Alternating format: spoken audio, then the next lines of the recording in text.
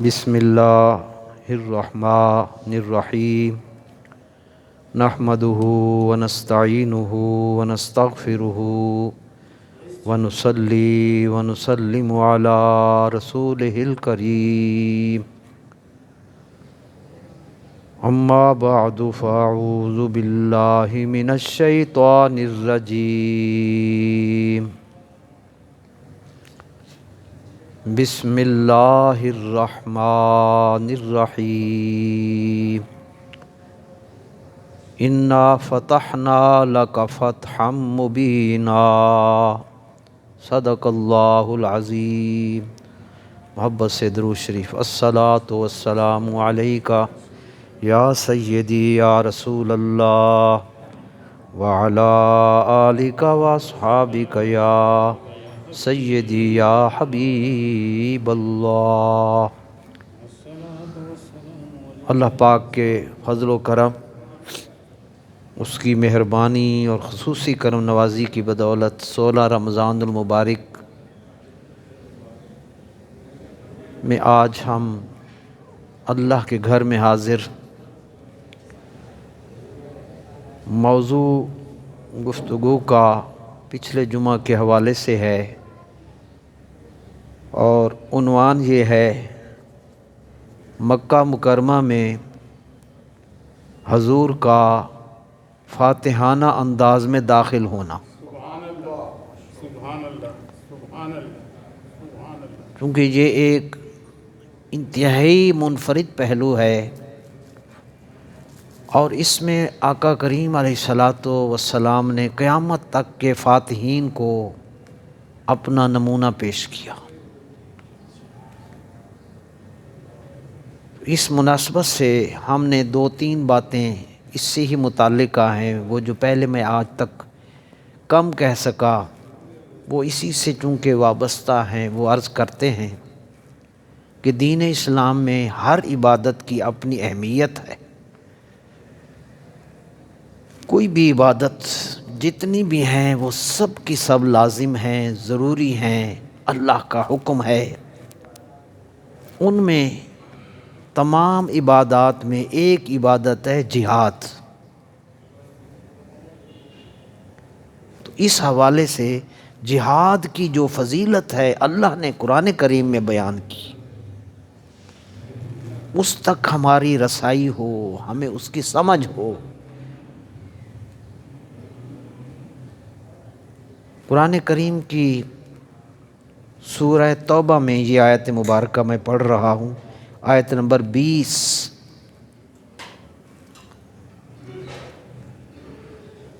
جب نبی کریم علیہ السلام نے یہ ایک پورا نظام پیش کیا تو جو لوگ حضور پاک صلی اللہ علیہ وسلم کی ذات اقدس پر ایمان نہ لائے، وہ اپنے اسی عقیدے، اسی نظریات پر مضبوطی سے پکے رہے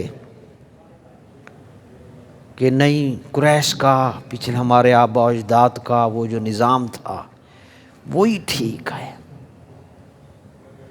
ساری کوششیں ہو گئیں، آپ سب جانتے ہیں۔ حضور علیہ السلام 13 سال کی سخت محنت کے بعد آقا علیہ السلام مدینہ پاک کی طرف حضور علیہ السلام نے ہجرت فرمائی۔ مالک نے پھر دین کی بلندی کے لیے مہاجرین اور انصار کو منتخب کیا، چن لیا۔ معزز برادران، جب بدر ہوا واقعہ 17 رمضان المبارک، جو کل انشاءاللہ 17 رمضان المبارک ہوگی، حضور کے چچا جو اس وقت تک بدر میں ایمان ظاہر انہوں نے نہیں کیا تھا، کافروں کے ساتھ آئے تھے، یعنی لشکر کفار میں حضرت عباس آئے تھے رضی اللہ تعالیٰ عنہ، مگر اپنے ایمان کا اظہار نہیں کیا تھا۔ اس وقت تک وہ کفار کی صف میں قریش کے ساتھ لڑنے آئے تھے۔ تو آپ جانتے ہیں کہ بدر میں 70 کافر قتل ہوئے اور 70 کو قیدی بنایا گیا، تو ان قیدیوں میں حضرت عباس بھی تھے۔ حضور کے چچا حضرت عباس جب قیدی ہوئے، قید کی حالت میں، بدر کے بعد تو کسی نے ان سے طعن کیا، ان پر ملامت کی کہ تم نے اسلام قبول نہ کیا۔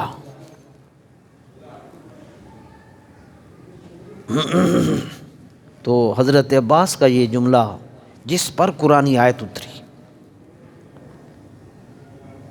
حضرت عباس نے مسلمانوں سے کہا تمہیں اگر اپنے اسلام پر اور جہاد پر فخر ہے تو ہم بھی تم سے کم نہیں ہیں۔ مسجد حرام کعبۃ اللہ کی آبادی ہم کرتے ہیں، حاجیوں کو پانی ہم پلاتے ہیں، خانہ کعبہ کی ہم خدمت کر رہے ہیں، ہم کوئی کم ہیں؟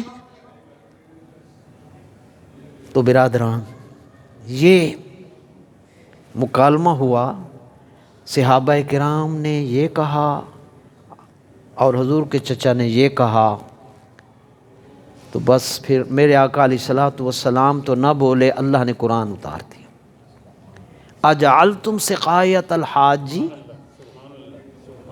وعمارۃ المسجد الحرام کمن آمن باللہ والیوم الآخر وجاہد فی سبیل اللہ۔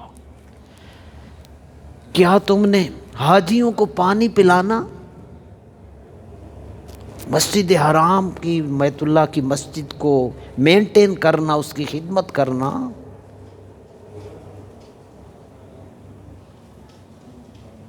تم نے اس نیکی کو اس شخص کے برابر قرار دے دیا ہے جو اللہ پر بھی ایمان لایا، آخرت پر بھی ایمان لایا، وجاہد فی سبیل اللہ، اور جس نے اللہ کی راہ میں بھی جہاد کیا۔ لا یستوون عند اللہ، قیامت تک کلیہ دیا کہ تم جو مرضی کہتے رہو، اللہ کی ہاں یہ دونوں کام برابر نہیں ہو سکتے۔ یعنی جب تم شرک کی حالت میں بھی ہو، اللہ کو نہیں مانتے، مشرکانہ رسوم بھی تمہارے پاس ہیں، تو خانہ کعبہ کی خدمت اور حاجیوں کو پانی پلانے کا فائدہ کچھ نہیں۔ تو یہاں مالک نے جہاد کی عظمت کو بتایا، ان کے پاس وہ نیکی، اور اللہ پاک نے یہ جواب دیا۔ اللہ اکبر۔ اب میں، یہ تو قرآن شریف کی آیت تھی جہاد کی فضیلت پر، یہ حدیث شریف مشکوٰۃ شریف میں کل میں نے الحمدللہ پڑھی، عربی متن میں وہ لکھ کر لایا، یہ آج تک یہاں بیان میں نہ کر سکا۔ وہ آیت تھی، اب جہاد کی فضیلت پر اللہ کے رسول کی حدیث پاک ہے صلی اللہ علیہ وسلم۔ آپ صلی اللہ علیہ وسلم نے فرمایا، یہ سنیے، عن معاذ بن جبل انہ سمع رسول اللہ صلی اللہ علیہ وسلم یقول، حضرت معاذ بن جبل سے یہ روایت ہے، فرماتے ہیں کہ میں نے اللہ کے رسول کو یہ فرماتے ہوئے سنا، جہاد کی فضیلت،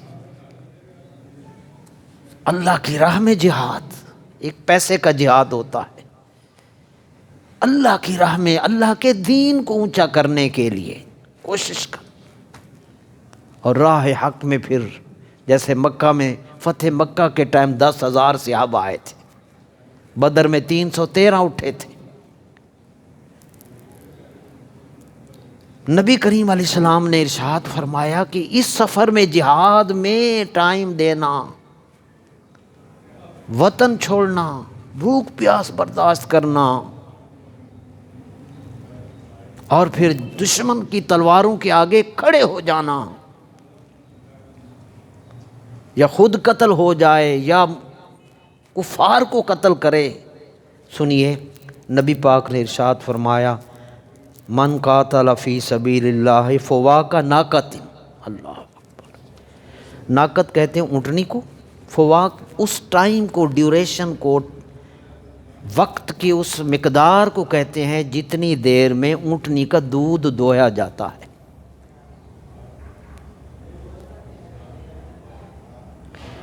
اونٹنی کو دوہنے کی مقدار کے برابر بھی اگر کسی نے اللہ کی راہ میں جہاد کیا، نمازیں عمر بھر پڑھتے رہے، تسبیحات عمر بھر پڑھتے رہے، فضیلت ہے۔ مگر حضور علیہ السلام نے ارشاد فرمایا کہ جس شخص نے اللہ کی راہ میں اونٹنی کا دودھ دوہنے کے وقفہ کے برابر اتنی مدت بھی جو جہاد کرتا ہے، حضور نے فرمایا فقد وجبت لہ الجنہ، اللہ اس کے لیے جنت کا داخلہ واجب کر دیتا ہے۔ اتنی دیر جہاد کی، یہ اہمیت تھی صحابہ کے پیش نظر۔ ایسے نہیں اٹھے تھے، پہلے ہجرت کی تو کمال کیا، بدر میں آیا تو کمال کی۔ میں نے اور بھی بہت سی چیزیں جو اللہ نے مجاہدین کے لیے اور شہداء کے لیے جو انعامات کی ایک سیریز رکھی ہے، آج پوری مخلوق، پوری انسانیت دنیا کے چند ٹکوں کے لیے سب کچھ دو پہ لگا رہی ہے۔ رسول کریم کی زبان سے جب صحابہ نے شہادت اور جہاد کے یہ فوائد سنے، شہادت، اقبال کہہ اٹھے شہادت ہے مطلوب و مقصود مومن، نہ مال غنیمت نہ کشور کشائی، کیوں دو عالم سے کرتی ہے بیگانہ دل کو، عجب چیز ہے لذت آشنا۔ ہمیں لذتیں جو اور ملی ہوئی ہیں۔ اللہ اکبر۔ برادران، میں نے یہ حدیث پاک آپ کو عرض کرتا ہوں، مجاہدین کے جہاد کی وہ فضیلت آپ نے سن لی، جنت واجب۔ قرآن شریف میں شہداء کے لیے اللہ نے فرمایا کہ انہیں مردہ نہ کہو بلکہ وہ زندہ ہیں، ٹھیک ہے۔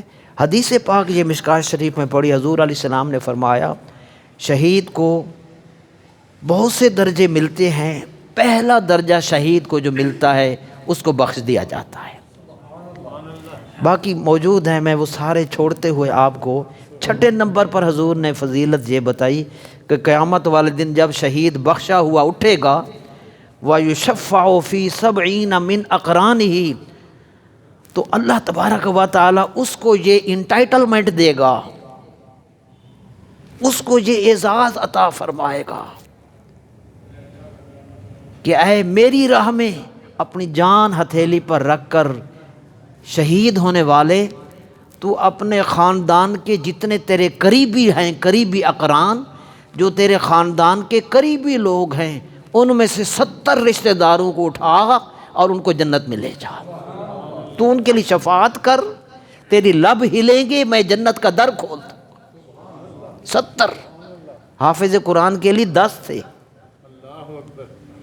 سارا قرآن حفظ ہے، کتنوں کی شفاعت کا اعزاز ہے؟ 10 کا۔ اور جس نے سب کچھ ہی اللہ کے لیے بیچ دیا، مالک فرمائے گا 70، اس کی سفارش سے اس کے رشتہ داروں میں سے جنت میں جائیں گے، جو مرضی ہوں اس کے رشتہ دار۔ اللہ اکبر، سبحان اللہ۔ یہ تو ہر مجاہد کی شان تھی، ہر شہید کا مرتبہ ہے۔ قیامت تک جو بھی اس مقام پر فائز ہوگا، حضور کی ناموس پر جائے، دین پر جائے، جو بھی اٹھے گا، یہ مکہ مدینہ پہلی صدی ہجری کا فرق نہیں ہے، یہ تو کامن ایک رول، قانون بتا دیا کہ میرے اللہ نے مجاہدین اور شہداء کے لیے یہ انعام رکھے۔ مگر ان مجاہدین صحابہ کا کیا کہنا جنہوں نے جب جہاد کیا تو رسول اللہ کے سامنے جہاد کیا، اور جب شہادتیں پائیں تو رسول اللہ کے سامنے جانیں پیش کی، ان کی اس جہاد کا کون مقابلہ کر سکتا؟ اس لیے 313 کو جب حضور بدر میں لے کر 17 رمضان المبارک کو نکلے، اللہ اکبر، سورہ انفال کا مطالعہ ضرور کیجئے گا، اس کو پڑھ لینا، ابتدائی چند رکوع جو ہیں، 4-5 رکوع جو ہیں وہ بدر کے بارے میں ہیں، پڑھا کریں آپ، میں آپ کو صرف گائیڈ ہی، ہنٹس ہی دے سکتا ہوں۔ میں نے پڑھا اتنے غریب صحابہ تھے، آج ہم عید کے لیے کتنے سوٹ بنا رہے ہیں۔ اللہ پاک سب کو رزق حلال دے، منع نہیں ہے، مگر کیا اقبال نے کہا، یہ فاقہ کش جو موت سے ڈرتا نہیں ذرا، اللہ اکبر۔ یہ روح تھی رسول اللہ کی محبت اور ناموس اور عزت اور دین کی خاطر سب کچھ لٹانا، یہ ہماری روح ہے۔ دوسروں نے دیکھا، انہوں نے کہا کہ بس یہ روح ان سے کب نکلے گی؟ اقبال نے کہا یہ فاقہ کش جو موت سے ڈرتا نہیں ذرا، روح محمد اس کے بدن سے نکال دو۔ رسول اللہ کی ناموس اور عزت اور محبت اور دین کا مرتبہ ان کے دلوں سے نکال دو۔ یہ نہ داڑھی رکھیں، نہ سچ بولیں، نہ حلال کھائیں، نہ قرآن پڑھیں، نہ نمازیں پڑھیں، بس آئیں اور جائیں۔ صحابہ کرام نے، میں نے پڑھا کہ جب بدر کے لیے روانہ ہوئے، ان کی غربت کا برادران یہ حال تھا، ان کی سواریوں کا یہ حال تھا کہ ایک ایک سواری 3 صحابہ کو دی گئی کہ کچھ دیر ایک صحابی سواری کرے گا، 100 کلومیٹر کا فاصلہ مدینہ پاک سے بدر، کچھ دیر پھر وہ اترے گا، دوسرا اس پر سواری کرے گا، پھر کچھ دیر وہ اترے گا، تیسرا سواری کرے گا۔ یہ سواریوں کی قلت، اور میں نے پڑھا کہ بعض کے کپڑے نہیں تھے، بعض کے جوتے نہیں تھے۔ بدر کے مجاہدین کی بڑی بات ہے۔ میرے آقا نے ہاتھ اٹھائے کہ اس غربت میں بھی ان کو نہ پیسوں کی فکر، نہ کپڑوں کی، نہ عیدی کی فکر، نہ لباس کی فکر، نہ امیروں کے ٹشکوں کی فکر ہے کہ افطاری کیا کریں گے تو بریانی کہاں سے کھائیں گے، کیونکہ وہ سودے ہی کر چکے تھے اللہ رسول کے ساتھ۔ ان کو سمجھ آ گئی تھی کہ کچھ ملے نہ ملے، موت رسول اللہ کے قدموں میں آئے۔ وَلَا تَمُوتُنَّ إِلَّا وَأَنْتُمْ مُسْلِمُونَ۔ ان کو یہی سبق تھا ان کے سامنے۔ جب وہ بدر میں پہنچے، فتح ہوئی، میرے نبی کریم کی حدیث شریف ہے جہاد کے حوالے سے، اللہ اکبر، کیا انعام ملا، بہت کچھ ملا۔ یہ حضور علیہ الصلوۃ والسلام نے خود فرمایا، بخاری شریف اور مسلم کی متفق علیہ حدیث ہے، فقال النبی صلی اللہ علیہ وسلم لأہل بدر، حضرت شیخ نے اس کا ترجمہ بھی کیا، میں وہ عرض کروں گا، فلعل اللہ اطلع الی اہل بدر۔ 2 ترجمے اس حدیث کے، کہ جب بدر میں وہ آ گئے، اللہ نے، ایک ترجمہ یہ ہے کہ اللہ نے ان بدر والوں پر، صحابہ پر اللہ نے توجہ فرمائی، جیسے آپ کسی کو خاص نظر سے دیکھتے ہیں۔ اور حضرت شیخ نے لکھا کہ اللہ نے مجھے اطلاع دی، کیا؟ سنیے، تھوڑی سی دیر کے لیے تو گئے تھے، ایک ہی دن میں تو، یا ایک ہفتے میں ہوا، چلے 17 کو فیصلہ ہو گیا تھا، جمعہ کا دن تھا، تو حضور علیہ السلام نے فرمایا، اللہ تعالیٰ نے اہل بدر کی طرف توجہ فرمائی اور فرمایا، اعملوا ما شئتم، تم جو بھی اب عمل کرنا چاہتے ہو کرو، فقد وجبت لکم الجنہ، تمہارے لیے جنت واجب ہو چکی ہے، جو مرضی کرو۔ اس پر شارحین نے لکھا بھی جو مرضی کریں، فرمایا جو اس لیول تک حضور کے ساتھ چلا جاتا ہے، اس کے دل میں گناہ کا تصور ہی کہاں رہتا ہے، اب کرنا ہی کیا تھا، جو مرضی کرو تمہارے لیے میں نے جنت واجب کر دی ہے۔ دوسری، فقد غفرت لکم، میں نے تمہیں بخش دیا ہے۔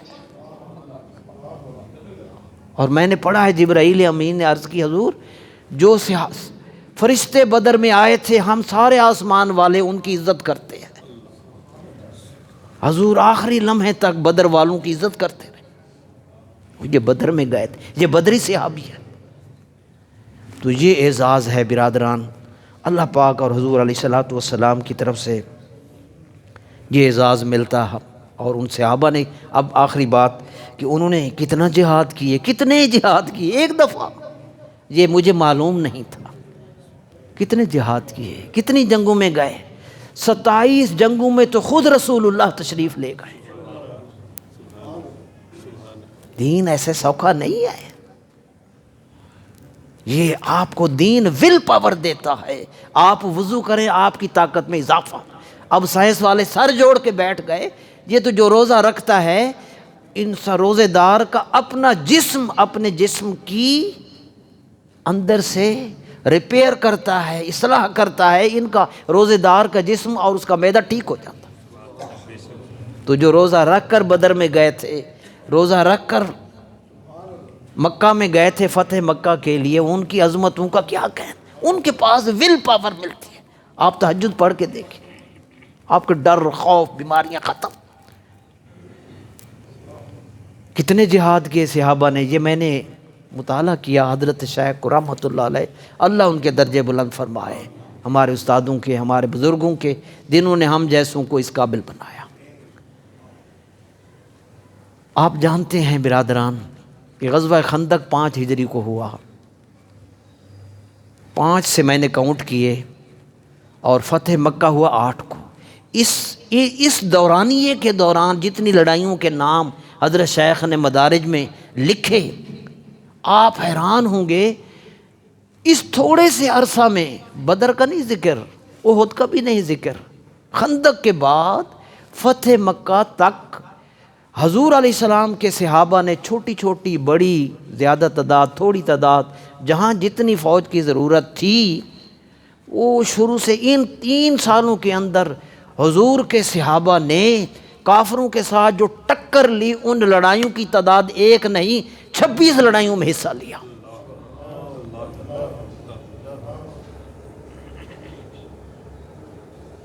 بس پھر بدر والے بھی فتح مکہ میں تھے، احد والے بھی تھے، خندق والے بھی تھے، خیبر والے بھی تھے.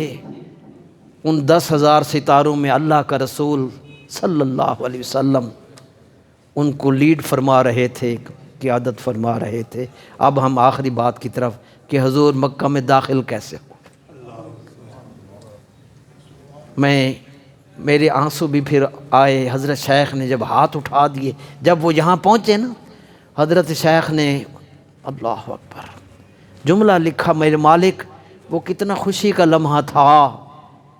وہ 17 سال کی تکلیفیں اٹھانے کے بعد جب حضور داخل ہوئے، حضرت شیخ نے دعا کے لیے ہاتھ اٹھا دیے. اللہ تجھے اس لمحوں کا واسطہ ہے جو لمحے خوشی کے تو نے رسول اللہ کو عطا فرمائے تھے، مجھے کامل ایمان عطا فرما. آپ بھی دعا فرمائیں. وہاں بھی یار یہ رمضان شریف میں نہیں مانگو گے تو کب مانگو گے؟ جب مصیبتیں آن پڑیں گی.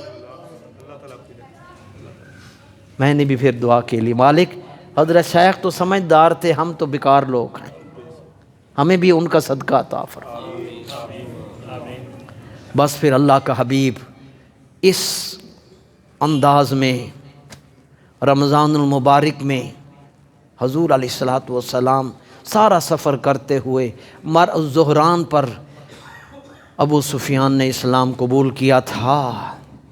اس کو بھیج دیا، جا آپ چلے جاؤ ابو سفیان، لوگوں کو سمجھاؤ. یہ اگلے جمعے میں نے یہی موضوع رکھنا ہے کہ اس کے ساتھ بیوی نے کیا سلوک کیا.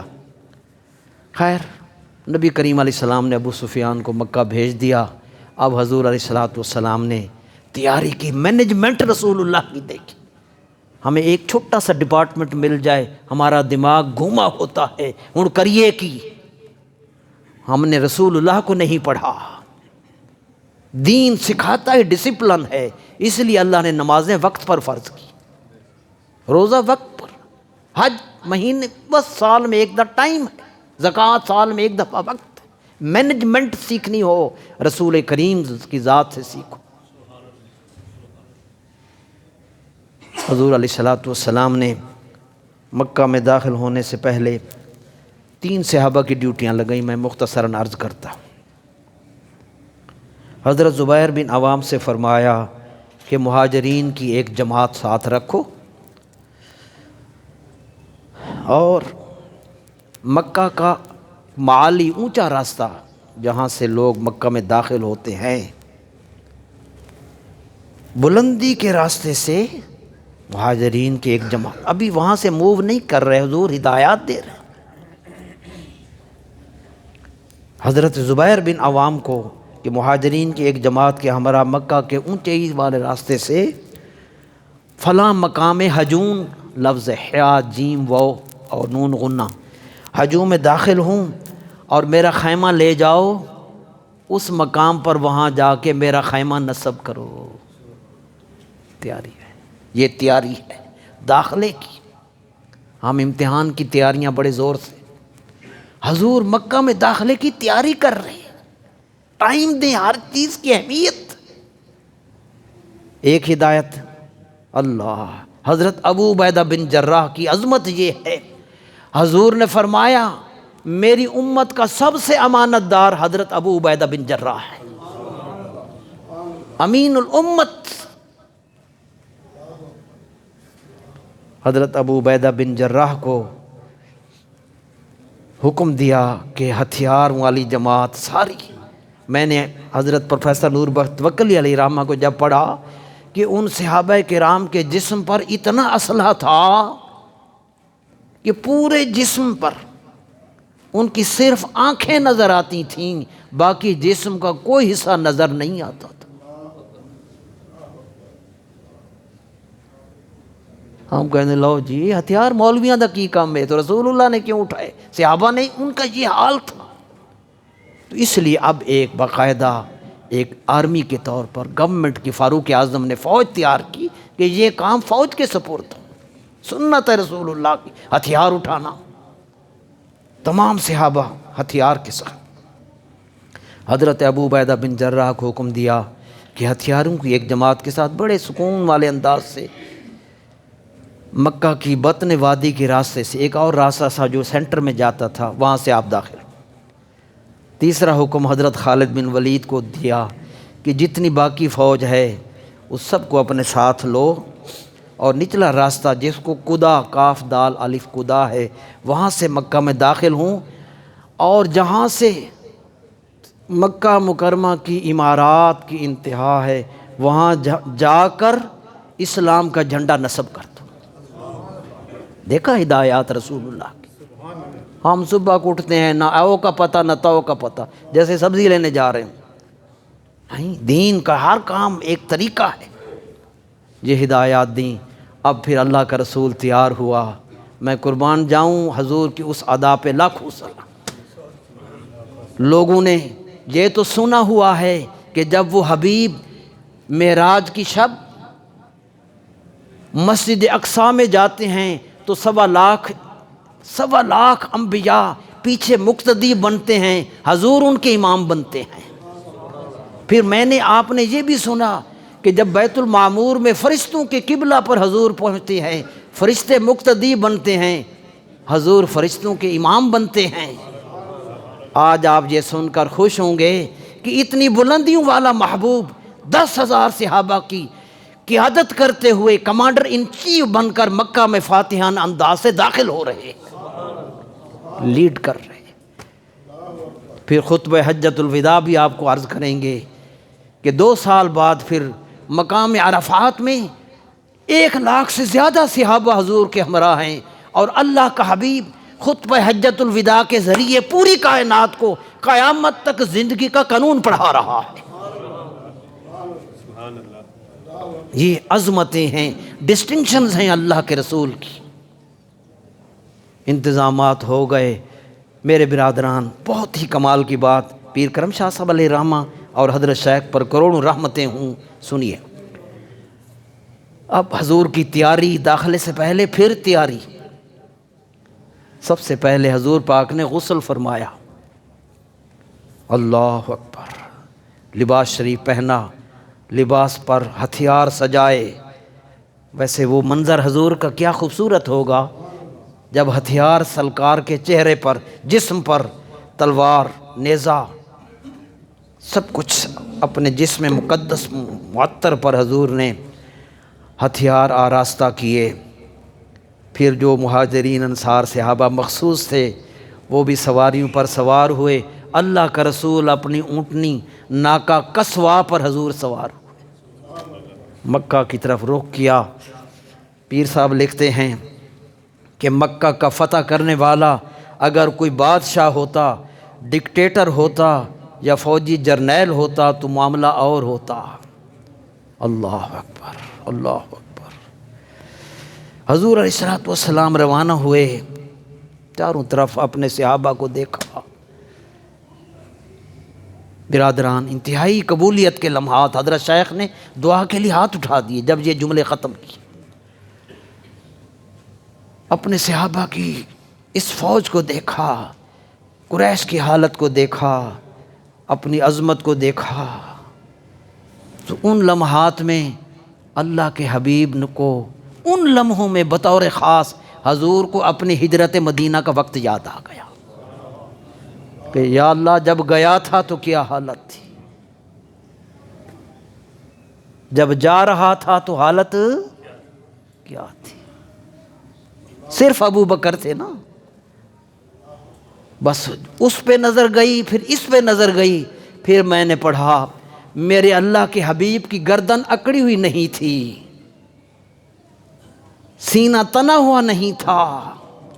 حضرت شیخ نے لکھا بس جوں ہی حضور نے اس وقت اپنی شان کو دیکھا اور وہ ہجرت کو یاد کیا، میرے آقا نے اسی وقت گردن جھکا لیا، آنکھوں سے آنسو چم چم، زبان پر ترانہ تھا انا فتحنا لک فتحا مبینا۔ اللہ اکبر۔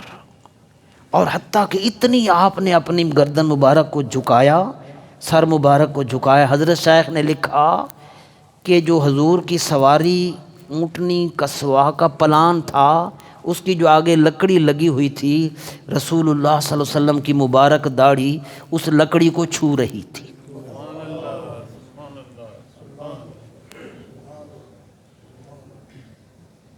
اور پڑھ رہے تھے انا فتحنا لک فتحا مبینا، انا فتحنا لک فتحا مبینا، اے حبیب آج ہم نے آپ کو عظیم روشن فتح عطا فرما دی ہے۔ پیر صاحب نے لکھا کہ جرنیل ہوتا مکے کی عمارات کو تباہ کر کے رکھ دیتا، قتل و غارت کر کے خون کے دریا بہا دیتا، آتشی اسلحہ کے استعمال سے آگ بھڑک اٹھتی۔ فرمایا ان میں سے کچھ بھی تو نہ ہوا، وجہ یہ ہے کہ آج کا فاتح نہ کوئی جرنیل ہے، نہ کوئی ڈکٹیٹر ہے، نہ کوئی بادشاہ تھا، آج کا مکہ کا فاتح محمد الرسول اللہ صلی اللہ علیہ وسلم تھے، جن کے سر پر اللہ نے رحمت للعالمین کا تاج سجایا تھا، اور حضور نے قیامت تک ہر فتح کرنے والے کو، فاتح کو اپنا نمونہ دکھانا تھا۔ قرآن نے فرمایا نا لئن شکرتم لازیدنکم، ہمیں تو کچھ عہدہ مل جائے اسی اپنے ابے نو نہیں سمجھانتے ہو، جا ابا پرا کم کر، استاد تو دور کی بات ہے نا۔ حضور کو دیکھو 17.5 سال تک محنتیں کرنے والے، جنگوں میں جانے والے، خیبر میں جانے والے، 70 صحابہ کی شہادتیں احد میں پیش کرنے والے، حضور کا دانت مبارک زخمی ہوا، 17 سال 6 ماہ۔ پروفیسر نور بخش توکلی علیہ رحمہ نے یہ لکھا، ان ساری پریشانیوں کے بعد آج ہی تو عظمت جب ملی، کسی کا خون نہ بہایا، امت کو بتایا اعزاز جتنا زیادہ ملے عاجزی اتنی زیادہ ہونی چاہیے۔ من تواضع للہ فرفعہ اللہ درجہ، حضور نے پہلے ہی بتا دیا تھا جس نے اللہ کی خاطر اپنے آپ کو جھکا دیا، اللہ پھر اسے جھکنے نہیں، اللہ اسے اونچا کرتا ہے۔